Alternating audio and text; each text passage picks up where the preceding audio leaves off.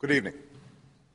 Tonight, I can report to the American people and to the world that the United States has conducted an operation that killed Osama bin Laden, the leader of al-Qaeda, and a terrorist who's responsible for the murder of thousands of innocent men, women, and children.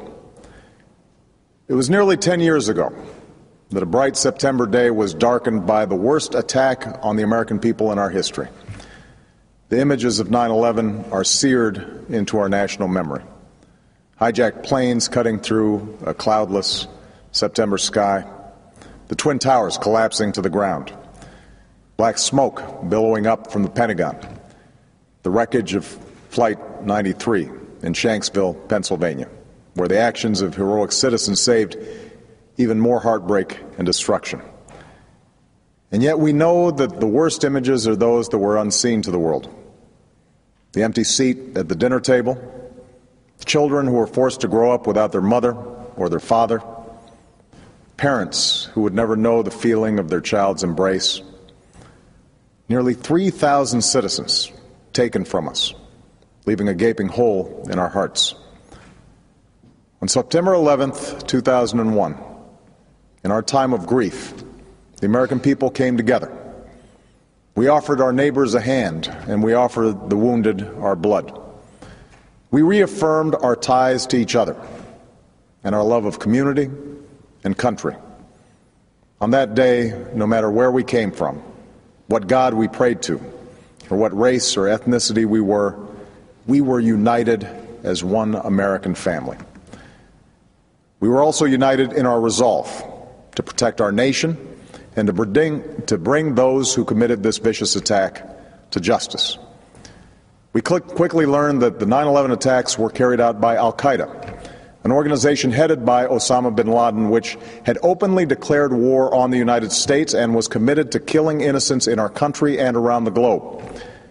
And so we went to war against al-Qaeda to protect our citizens, our friends, and our allies. Over the last 10 years, thanks to the tireless and heroic work of our military and our counterterrorism professionals, we've made great strides in that effort. We've disrupted terrorist attacks and strengthened our homeland defense. In Afghanistan, we removed the Taliban government, which had given bin Laden and al-Qaeda safe haven and support. And around the globe, we worked with our friends and allies to capture or kill scores of al-Qaeda terrorists, including several who were a part of the 9/11 plot. Yet Osama bin Laden avoided capture and escaped across the Afghan border into Pakistan.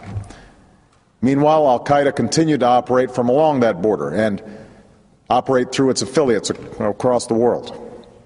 And so shortly after taking office, I directed Leon Panetta, the director of the CIA, to make the killing or capture of bin Laden the top priority of our war against al-Qaeda, even as we continued our broader efforts to disrupt, dismantle, and defeat his network. Then, last August, after years of painstaking work by our intelligence community, I was briefed on a possible lead to bin Laden. It was far from certain, and it took many months to run this thread to ground. I met repeatedly with my national security team as we developed more information about the possibility that we had located bin Laden hiding within a compound deep inside Pakistan. And finally, last week, I determined that we had enough intelligence to take action and authorized an operation to get Osama bin Laden and bring him to justice. Today, at my direction, the United States launched a targeted operation against that compound in Abbottabad, Pakistan. A small team of Americans carried out the operation with extraordinary courage and capability. No Americans were harmed. They took care to avoid civilian casualties. After a firefight, they killed Osama bin Laden and took custody of his body. For over 2 decades, bin Laden has been al-Qaeda's leader and symbol, and has continued to plot attacks against our country and our friends and allies. The death of bin Laden marks the most significant achievement to date in our nation's effort to defeat al-Qaeda. Yet his death does not mark the end of our effort. There's no doubt that al-Qaeda will continue to pursue attacks against us. We must, and we will, remain vigilant at home and abroad.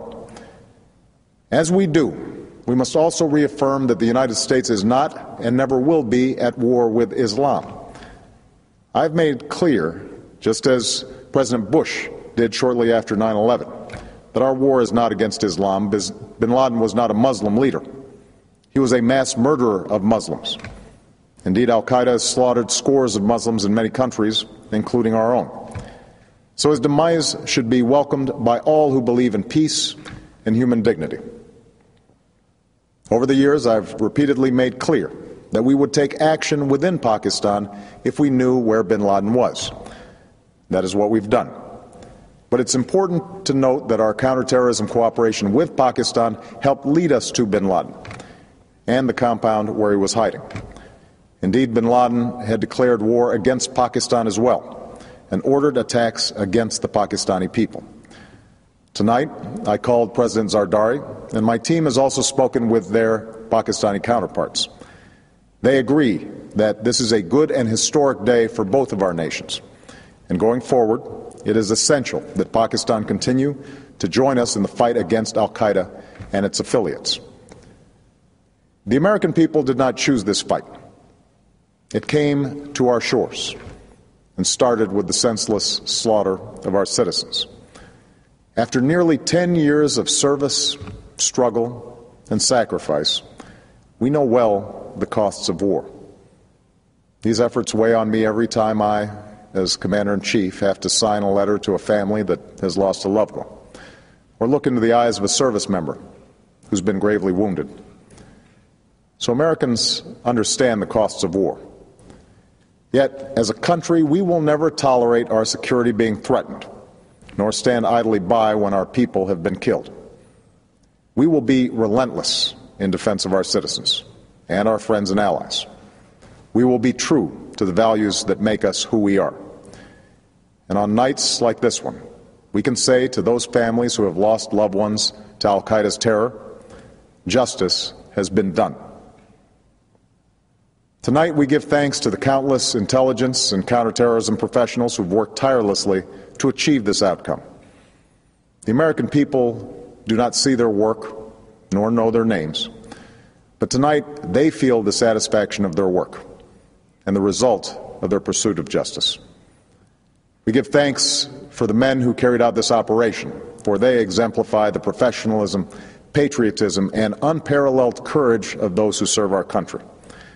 And they are part of a generation that has borne the heaviest share of the burden since that September day. Finally, let me say to the families who lost loved ones on 9/11 that we have never forgotten your loss, nor wavered in our commitment to see that we do whatever it takes to prevent another attack on our shores. And tonight, let us think back to the sense of unity that prevailed on 9/11. I know that it has at times frayed, yet today's achievement is a testament to the greatness of our country and the determination of the American people.